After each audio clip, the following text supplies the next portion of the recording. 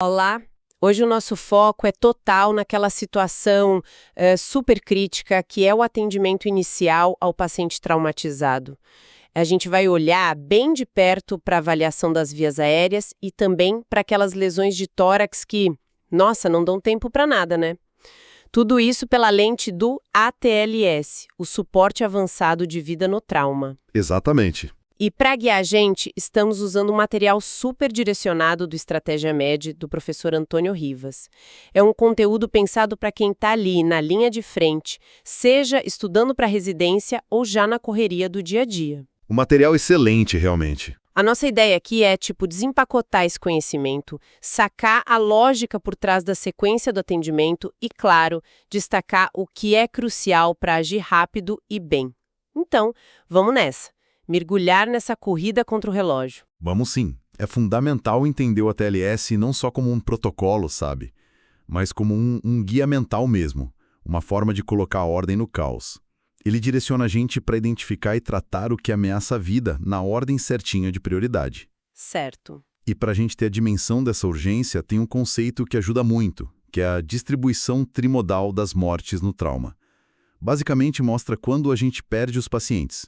Ah, interessante isso. Como funciona? Bom, o primeiro pico é quase imediato, coisa de segundos, minutos depois do trauma. São aquelas lesões assim devastadoras mesmo. Cérebro, medula alta, grandes vasos. Nossa, Aí a grande ferramenta não é nem o atendimento, é a prevenção. É evitar que o trauma aconteça. prevenção é a palavra aí, nesse primeiro momento. E depois dele? Onde que a nossa ação faz a diferença? Exato. Aí vem o segundo pico, que acontece minutos ou até horas depois. É a famosa golden hour, né? Embora muitas vezes seja bem mais curta que uma hora. Uhum. É nesse período que morrem pacientes com hematomas na cabeça que poderiam ser drenados, sabe? Pneumotórax que não foi tratado, hemorragia interna de baço, fígado, fratura de pelve sangrando. É aqui, nesse intervalo, que o ATLS bem feito faz uma diferença brutal. É onde a gente salva vidas que, senão, seriam perdidas. Entendi. E depois, bem depois, dias, semanas, aí tem o terceiro pico, que são as mortes por complicação tardia, tipo sepse, falência de múltiplos órgãos, e isso tem a ver com a qualidade do atendimento lá no começo e também do cuidado hospitalar depois. Perfeito. Então, prevenção para o primeiro pico, ATLS rápido e certeiro para o segundo e cuidado continuado para o terceiro. Agora, como é que o ATLS organiza essa resposta no segundo pico, que é onde a gente mais atua no início? Ele organiza de um jeito simples, mas muito poderoso, o mnemônico ABCDE. É espinha dorsal, sabe? O famoso ABCDE. Vamos relembrar rapidinho. O A de airway, vias aéreas, com controle da cervical. Isso. B de breathing, respiração. C de circulation, circulação, mais o controle de hemorragia. Certo. D de disability, que é a avaliação neurológica. E o E de exposure, exposição com o controle do ambiente para evitar a hipotermia. Perfeito. E aqui, olha, tem duas regras de ouro. Inegociáveis. Primeira, sempre seguir a sequência. A, depois B, depois C. Não importa se tem outra lesão gritando ali do lado. Mesmo que pareça mais grave, né? Mesmo que pareça. E a segunda regra, só passar para a próxima letra depois que você resolveu os problemas da letra atual. Esse ponto da sequência às vezes vai contra o instinto, né? O material do professor Rivas até cita aquele exemplo clássico: chega um paciente com uma fratura exposta, horrível na perna, sangrando horrores. Sim, lembro desse exemplo. A vontade que dá é correr para estancar aquilo.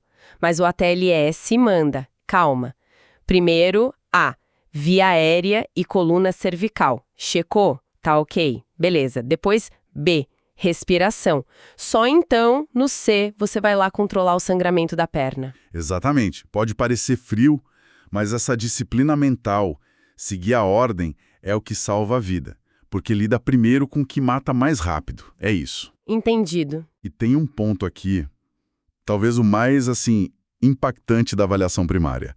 Nesses primeiros minutos, focando no ABC, existem só 6 condições que podem matar na hora e que precisam obrigatoriamente ser achadas e tratadas ali. 6.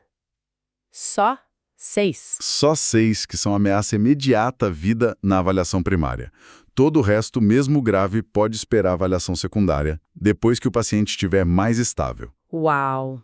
6 condições traiçoeiras que a gente tem que caçar no ABC. Quais são elas? Vamos lá. Obstrução da via aérea, pneumotórax hipertensivo, pneumotórax aberto, hemotórax maciço, tamponamento cardíaco e a lesão da árvore traqueobrônquica. Anotado. Identificar e começar a tratar essas 6 é o foco total da avaliação primária.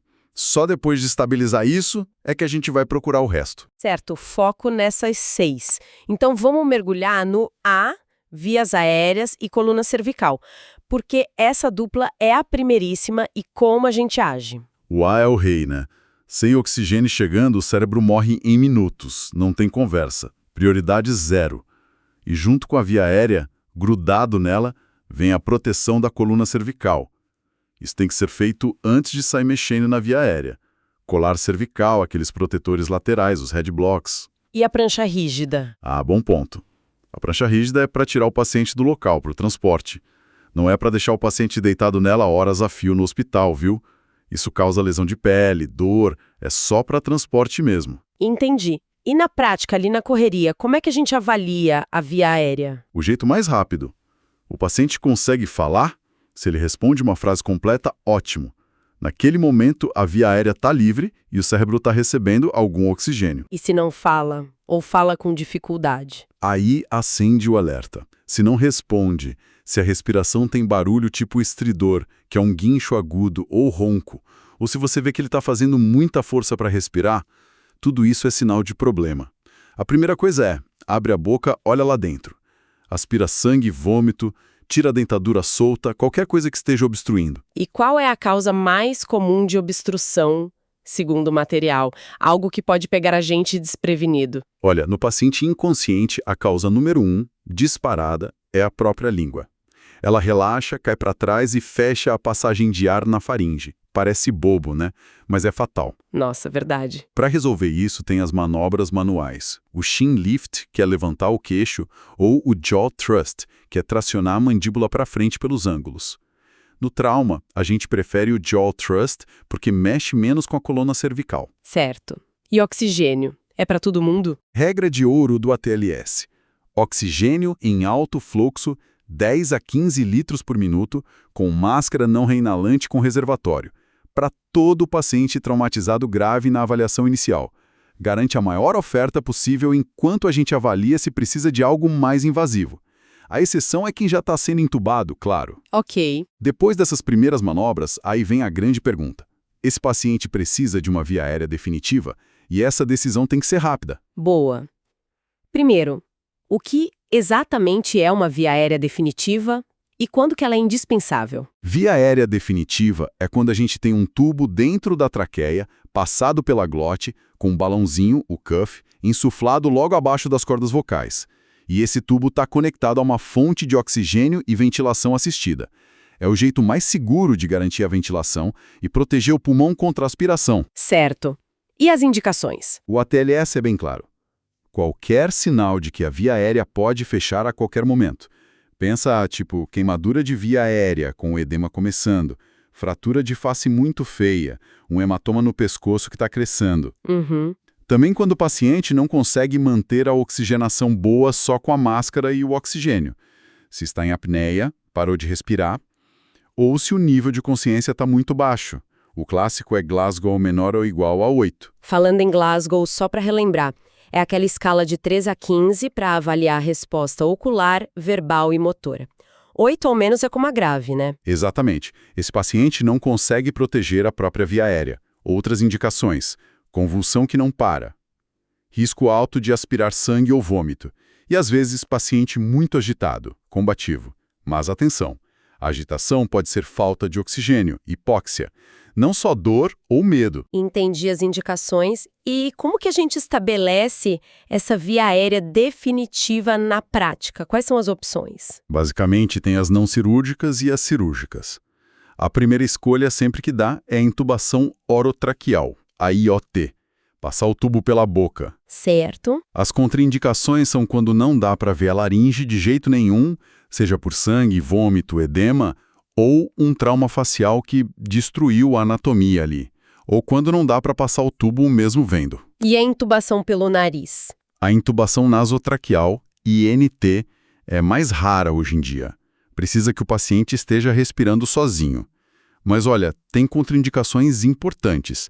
A apneia, óbvio, e qualquer suspeita de fratura de base de crânio. E como a gente suspeita dessa fratura de base de crânio? Quais são os sinais? São aqueles sinais clássicos, né? O sinal de Battle, que é aquele roxo atrás da orelha. Os olhos de guaxinim, roxo em volta dos dois olhos. Saída de líquor, o líquido da espinha, ou sangue pelo nariz ou ouvido.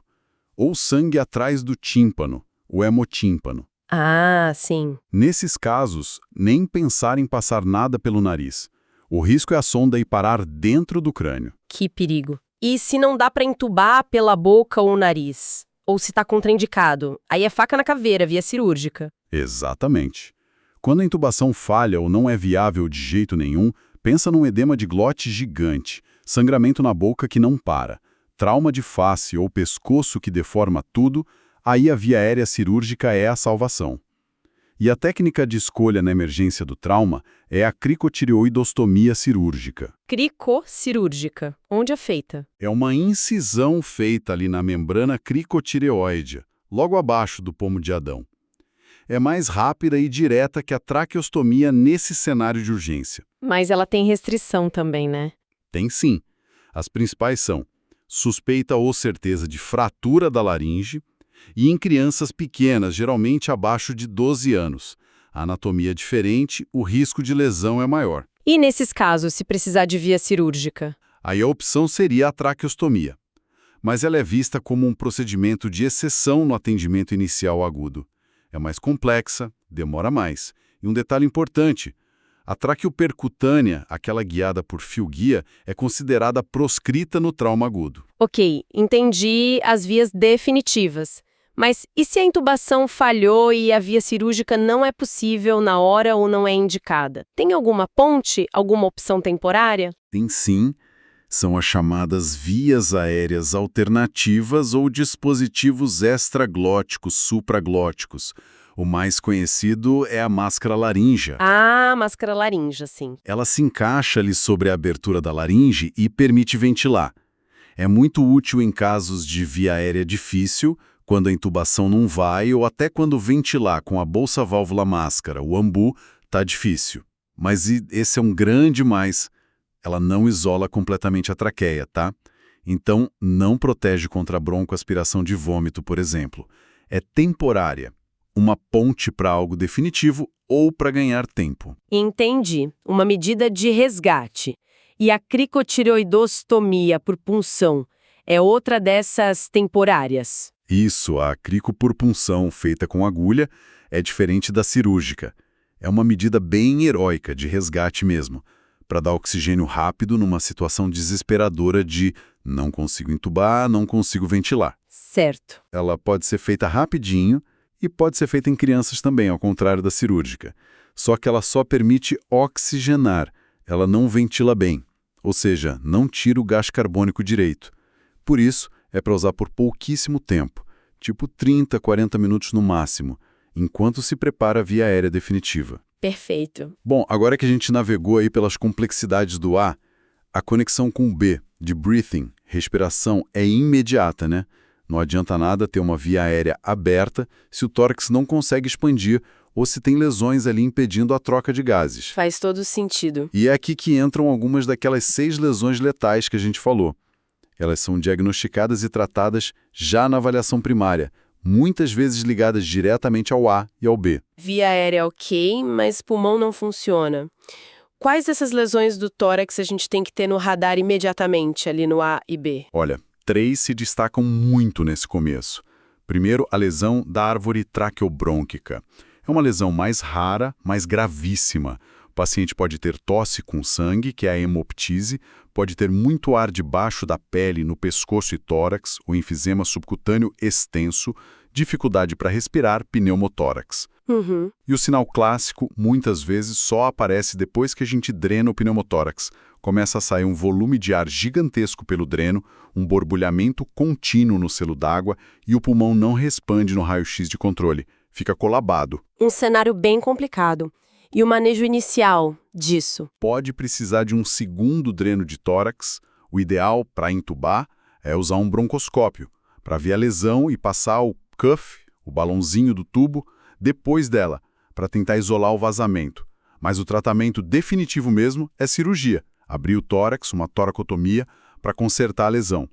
A segunda lesão crítica é o pneumotórax hipertensivo. Aqui a física é cruel. Tem uma lesão, ou no pulmão ou na parede do tórax, que funciona como uma válvula. O ar entra para o espaço pleural na inspiração, mas não consegue sair na expiração. Ah, um mecanismo de válvula. Exato. A pressão vai acumulando, colapsa o pulmão daquele lado, empurra o coração e os grandes vasos, o mediastino, para o outro lado. Isso dificulta o sangue de voltar para o coração e causa um choque obstrutivo, além da falta de ar, claro.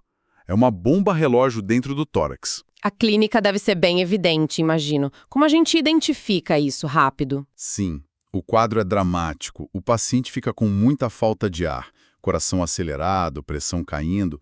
Quando você examina, o som da respiração some do lado afetado.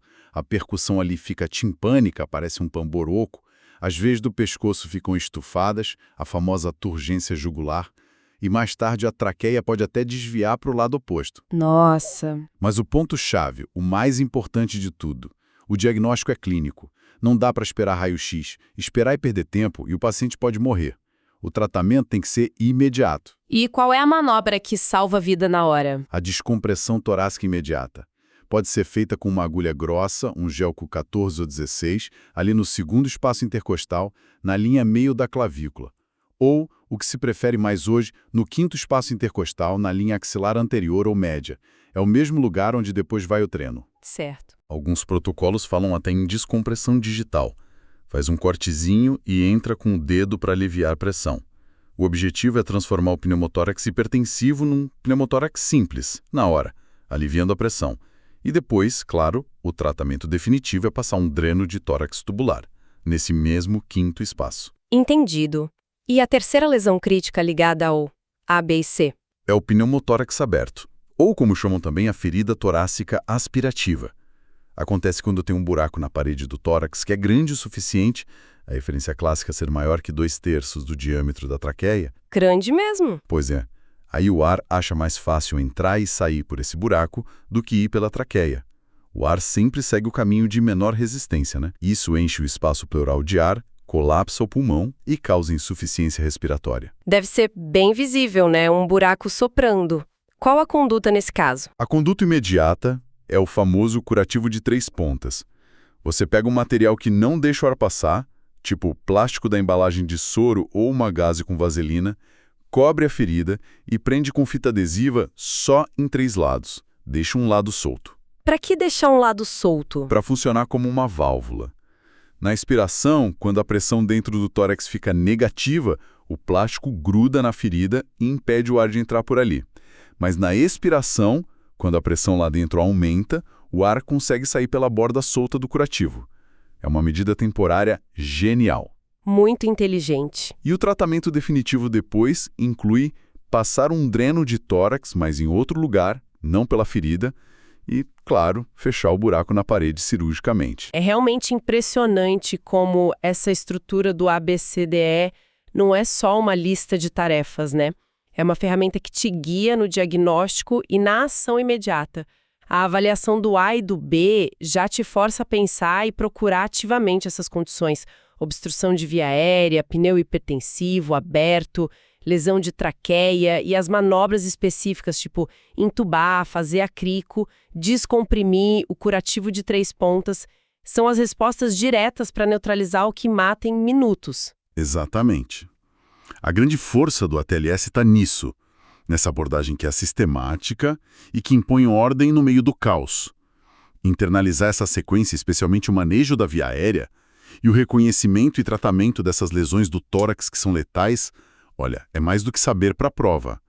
É uma ferramenta de sobrevivência para o paciente. Certo. Com o paciente mais estável, é que a gente parte para a avaliação secundária, que é aquela busca detalhada por todas as outras lesões. Então, o que a gente tira disso tudo? Além de decorar os passos, as indicações, talvez a reflexão maior seja como que essa estrutura do ATLS, quando a gente internaliza de verdade, muda não só o que a gente faz, mas o jeito de pensar, o jeito de processar informação e tomar decisão ali sob a adrenalina, a pressão absurda de um trauma real. Essa é uma excelente pergunta para a gente pensar, né? Internalizar o método não é só sobre seguir passos, é sobre construir um modelo mental mesmo que te permite ter clareza e agir de forma eficaz mesmo quando tudo em volta está um caos. Essa capacidade de priorizar e agir com decisão sob estresse talvez seja o maior ganho dessa sistematização toda. Fica então essa provocação final sobre como o conhecimento estruturado transforma o nosso raciocínio clínico sob pressão. Com isso, a gente fecha essa nossa análise focada na avaliação inicial, vias aéreas e trauma torácico pelo ATLS, com base no material do professor Antônio Rivas para o Estratégia Med. Esperamos que essa conversa tenha sido útil e esclarecedora para a prática de todo mundo. Até a próxima!